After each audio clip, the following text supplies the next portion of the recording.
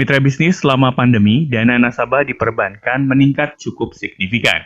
Bahkan bisnis wealth management tumbuh double digit sepanjang tahun lalu. Lalu bagaimana update bisnis wealth management ini? Berikut perbincangan saya Tri Budi Utama dengan Henny Eugenia, SVP GM Wealth and Emerald Private Bank at BNI. Ya, jadi yang pertama mengenai beberapa literatur yang kami baca, berita-berita juga, itu kalau selama ini dana nasabah yang disimpan di perbankan ini selama pandemi rupanya melonjak beberapa kali lipat. Nah itu sepertinya itu membuat ladang bisnis yang oke buat wealth management. Nah itu apa memang benar atau gimana nih Bu? Ya kalau kita lihat ya Pak Budi, tentunya dengan pandemi ini orang kan cenderung menghindari resiko. Ya. Ibaratnya mau berbisnis juga orang juga berpikir dua kali gitu kan. Lalu mau spending pun memang terbatas karena adanya PSBB. Tentunya dana-dana nasabah tersebut terpaksa mau tidak mau gitu kan disimpan. Mereka menghindari risiko, mereka mau spending pun tidak bisa. Nah ini mendorong tentunya pertumbuhan di bank-bank, dana di bank pihak ketiga maupun di wealth management jadi meningkat. Kita juga melihat bahwa nasabah pun dengan suku bunga rendah saat ini itu ada sedikit pergeseran dari risiko ya, risk appetite ya. Mereka mulai berani meningkatkan risiko aset kelasnya, Pak Budi. Jadi biasanya cuma deposito, mungkin saat ini deposito, nggak bisa bisnis, spending enggak, bisnis enggak, tetapi deposito bunganya kecil, sehingga mereka melirik pada aset kelas yang lain, seperti produk-produk investasi yang memberikan return yang mungkin lebih menarik ya Pak, tentunya disesuaikan dengan risiko masing-masing. Nah itu seiring dengan appetite yang tinggi itu kan juga banyak tawaran investasi yang banyak sekali ya, mulai dari obligasi lah sampai yang benar-benar beresiko seperti mungkin pasar uang dan juga ada juga kripto. Nah itu apakah itu membuat mungkin nasabah-nasabah Emerald-nya BNI ini untuk trading sendiri atau gimana nih Bu? Oke, memang kita lihat pandemi ini plus minus ya Pak. Mungkin plusnya adalah orang yang tadinya tidak begitu tertarik investasi, mulai belajar investasi. Iya, betul. Mungkin waktu juga lebih banyak, melihat return menarik. Namun kalau kita lihat dari nasabah Emerald kami, itu tidak terlalu terpengaruh karena kita melihat kebanyakan untuk tiket size yang lebih besar, nasabah high affluent, mereka tetap membutuhkan advisory dari RM. Karena mungkin untuk dana-dana tertentu mereka juga tidak berani untuk langsung berinvestasi, terutama aset kelas yang lebih tinggi ya, seperti cryptocurrency. Mungkin coba-coba sedikit, tetapi kalau ditanya apakah mempengaruhi dana-dana di bank-bank seperti kami di wealth management, kita tidak melihat hal itu. Karena kita tetap melihat nasabah-nasabah itu malah membutuhkan advisory, menambahkan porsi investasinya di kami, tentunya dengan tiket size yang lebih besar, dan mereka juga meminta produk-produk yang lebih moderat. Mungkin tidak terlalu agresif seperti reksadana saham, mungkin itu tidak terlalu banyak. Kalau di BNI Emerald kami melihat peningkatan terjadi pada segi obligasi. Obligasi pemerintah tentunya yang paling pertama, selain ORI juga obligasi menengah. Seperti yang bertenor 5 tahun hingga 10 tahun yang returnnya lebih menarik. Jadi kalau mungkin banyak pemula yang start, mungkin dengan tiket size kecil atau mencoba, tapi itu mungkin kita tidak melihat pengaruhnya terhadap simpanan dana nasabah-nasabah high affluent yang ada di BNI Emerald, Pak. Nah, kalau misalnya sepanjang mungkin kita hitung dari pandemi ya, berarti sepanjang setahun terakhir itu gimana sih perkembangan bisnis wealth management khususnya di BNI Emerald ini? Kalau bisnis wealth management setahun terakhir ya Pak, terutama di tahun 2020, kita melihat sangat baik untuk pertumbuhan AUM kami sendiri. Aset under management itu sekitar 12%. Pertumbuhan nasabahnya pun cukup bagus 12%. Dan tentunya untuk BNI sendiri, dominasi dari portofolio wealth management kami masih di tabungan, yang merupakan primadona bagi kami juga, karena kan fokus tabungan itu merupakan sesuatu yang menjadi basis untuk transaksionalnya nasabah. Nah yang menariknya adalah, walaupun porsi terbesar tabungan, peningkatan portofolio investasi, terutama reksadana itu cukup besar.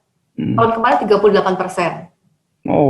Porsi reksadana itu yang meningkat banyak adalah reksadana pasar uang, Pak Budi. Jadi lagi bukan reksadana saham, karena orang cenderung menghindari risiko tahun kemarin ya Pak ya. Betul. Pasar uang yang memberikan return lebih menarik daripada deposito dan likuiditas yang juga baik. Ya, itu yang mungkin nasabah-nasabah cari di tahun 2020. Tentunya di tahun ini kita juga melihat dengan berkurangnya resiko, bukan berkurang lah, mungkin lebih termanage ya. Termanage, nasabah lebih mengerti, mulailah beberapa nasabah menggeser dari pasar uang untuk masuk ke dalam obligasi menengah. Oke. Nah, kalau dilihat ini kan berbagai opportunity dan juga berbagai peningkatan terjadi. Namun, adakah tantangan nih Bu untuk business wealth management selama pandemi inilah, khususnya mungkin di awal-awal pandemi dan mungkin sampai sekarang ini seperti apa tantangannya? Ya. Tentunya ada ya Pak, ibaratnya begitu banyak nasabah yang menjadi nasabah baru di bagian investasi untuk nasabah investment kami gitu. Kami juga bertanggung jawab Pak, tantangan terbesarnya adalah memastikan bahwa nasabah itu mengerti produk yang diambil, resikonya, dan juga bisa di-manage dengan time horizon nasabah. Jangan sampai misalnya banyak nih yang membeli produk investasi, ibaratnya nasabah investment meningkat, tetapi mereka tidak benar-benar memahami produk yang diambil mengenai risk dan return-nya. Itu saya rasa merupakan tantangan terbesar karena nasabah BNI itu bukan hanya di kota-kota besar, Pak Budi. Kami di seluruh Indonesia, sampai di Papua, mungkin yang di pelosok-pelosok, itu kami juga harus memastikan nasabah yang mengambil produk investasi mengerti akan resiko dan mungkin time horizon yang harus ditoleransi. Gitu, Pak.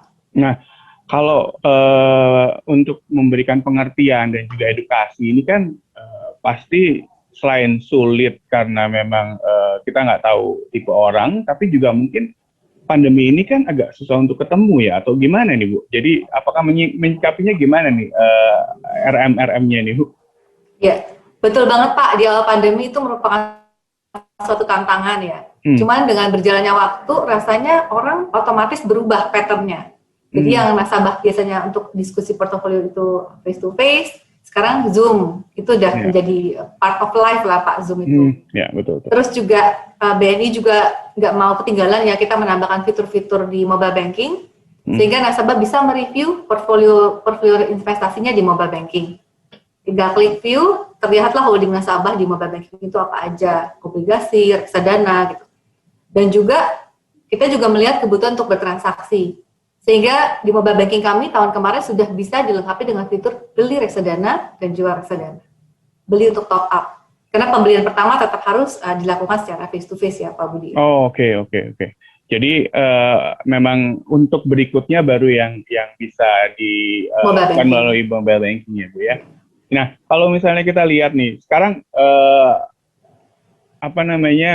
prioritas nasabah-nasabah prioritas BNI itu kalau dilihat kan mungkin tidak terlalu tech savvy, tapi juga sekarang dibutuhkan hal-hal seperti itu. Nah, itu apakah RM-nya juga diharuskan untuk tech savvy atau gimana nih? Ya, seperti kita lihat ya Pak, tech savvy itu sekarang udah kayaknya bukan sesuatu yang harus dipelajari, tetapi sesuatu yang memang udah menjadi part of mereka punya kebiasaan sehari-hari gitu. Ibaratnya ibu-ibu yang mungkin dulu tidak mengikutin YouTube itu banyak sekali kita lihat. Nah, dari segi perbankan sendiri mungkin perlu effort untuk edukasi mobile banking.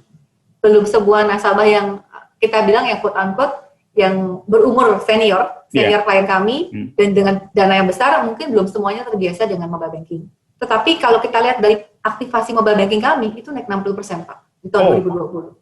Ya, memang sesuai ya dengan zamannya ya. Zamannya sudah berubah dan kita dipaksa untuk berubah ya. Iya, jadi itu ibaratnya udah hampir ibaratnya kemanapun orang ibaratnya mobile banking udah menjadi suatu hal yang menjadi support strong. Mereka mau lihat transaksi, mau melakukan payment.